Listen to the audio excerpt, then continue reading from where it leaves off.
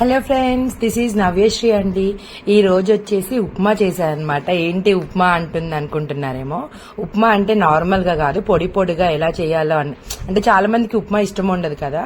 So ఈ విధంగా పొడి పొడిగా చేస్తే పిల్లలైనా ఎవరైనా ఇష్టంగా తింటారు. మీరు కూడా ఒకసారి ట్రై చేయండి అనమాట. ముందుగా మనం ఆయిల్ పోసేసుకొని, ఆయిల్ అనేది వేడాక తాలింపు గింజలు వేసేసుకోండి. కొన్ని పల్లీలు కూడా వేసుకొని 4 పచ్చిమిర్చిలు, ఒక ఆనియన్, ఒక టమాటో, ఒక క్యారెట్, కొంచెం కరివేపాకు, ఈ విధంగా అన్ని వేసుకొని మంచిగా డీప్ ఫ్రై చేసేసుకోండి. చూపిస్తున్నాను కదా, ఈ విధంగా కొంచెం ఫ్రై అయ్యాక దీంట్లో మనం వచ్చి కొంచెం సాల్ట్ వేసుకోవాలండి. సాల్ట్ కూడా వేసేసుకొని తగినంత సాల్ట్ వేసేసుకొని మళ్ళీ ఫ్రై చేసేసుకోండి. సో ఈ విధంగా మంచిగా ఫ్రై అయ్యాక వాటర్ పోసుకోవాలన్నమాట. ఇప్పుడు నేను చూపిస్తున్నాను కదా, ఏదైనా ఒక బౌల్, ఒక గ్లాస్ తీసుకోండి. ఫర్ ఎగ్జాంపుల్ మీరు గ్లాస్ ఉప్మా రవ్వ పోస్తే దానికి హాఫ్ గ్లాస్ వాటరే వేయండి. ఎందుకంటే మనం దానికి హాఫ్ లో తీసుకోవాలన్నమాట.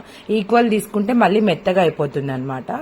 ఈ విధంగా మెజర్మెంట్ తో తీసేసుకొని కొంచెం కొత్తిమీర కూడా వేసేసుకొని వాటర్ ఈ విధంగా మరిగేదాకా చూడండి. ఈ విధంగా మరుగుతున్నప్పుడు రవ్వ అనేది వేసుకొని ఈ విధంగా కలుపుకోండి. కొంచెం చిన్నగా పెట్టుకొని కలుపుకోండి, లేకపోతే గడ్డలు కడుతుంది అనమాట. సో ఈ విధంగా కంటిన్యూ ఎంత ఫ్రై చేస్తూనే ఉండాలండి. మనం ఈ ఉప్మా అనేది పొడిగా రావాలంటే మనం ఎంత చక్కగా ఫ్రై చేస్తామో ఆ విధంగానే అంటే కొంచెం టైం పడుతుంది, కానీ చాలా టేస్ట్ ఉంటుంది. మీరు కూడా ఒకసారి ట్రై చేయండి. కంటిన్యూ ఇదే విధంగా కలుపుతూ ఉండండి. అప్పుడు ఈ విధంగా మనకు పొడి పొడిగా వస్తుంది, చాలా టేస్ట్ ఉంటుంది. మీరు కూడా ఒకసారి ట్రై చేయండి. ఓకేనండి.